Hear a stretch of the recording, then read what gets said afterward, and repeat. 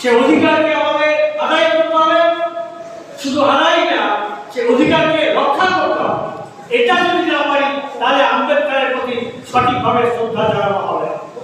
আজকে যে অধিকার আমাদের দিয়েছেন, আমাদের শিক্ষার অধিকার আম্বেদকর সাহেব দিয়েছেন, আমাদের স্বাস্থ্যের অধিকার, আমাদের মকানের অধিকার, আমাদের কাজ পাওয়ার অধিকার, সেই অধিকারগুলো যে আম্বেদকর সাহেব দিয়েছেন, সেই অধিকারগুলো আমরা এখনো সবাই পাইনি।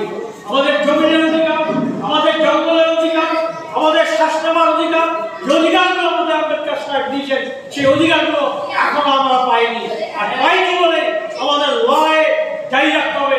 আর যে অধিকারগুলো পেয়েছি আমরা, ভোট দেওয়ার অধিকার, যে অধিকারগুলো আমরা পেয়েছি, আমাদের রেশন পাওয়ার অধিকার, যে অধিকারগুলো আমরা পেয়েছি, সেই অধিকারগুলোকে কেড়ে নিতে চাইছে আজকে আমাদের দেশের সরকার।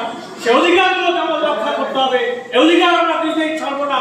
সংবিধানকে আমরা নানানভাবে সংশোধন করে যে বাবা সাহেব যে অধিকারগুলো দিয়েছিল, সেই অধিকারগুলো কেড়ে নেওয়ার চেষ্টা করছে।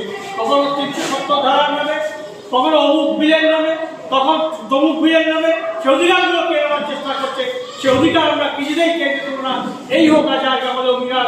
135 জন্মদিনে আমরা এই শ্রদ্ধা জানিয়ে বলছি যে বাবা সাহেব আম্বেদকর, তুমি যেখানেই থাকো ভালো থাকো, যেখানেই থাকো অমর থাকো, কিন্তু তোমার যে অধিকার আমাদের দিয়ে গেছো, সে অধিকার রক্ষার লড়াই আমরা সামিল থাকবো।